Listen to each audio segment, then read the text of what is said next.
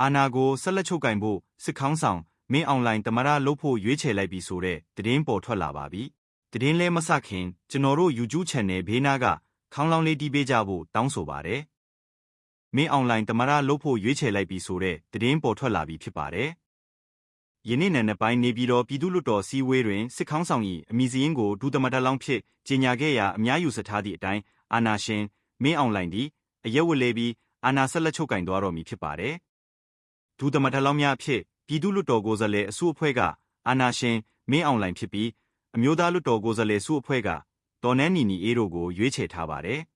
။ဒေါ်နန်းနီနီအေးသည်စစ်တပ်ကြောထောက်နောက်ခံပြည်ထောင်စုကြံ့ခိုင်ရေးနှင့်ဖွံ့ဖြိုးရေးပါတီကရင်ပြည်နယ်ဥက္ကဋ္ဌဖြစ်ပါတယ်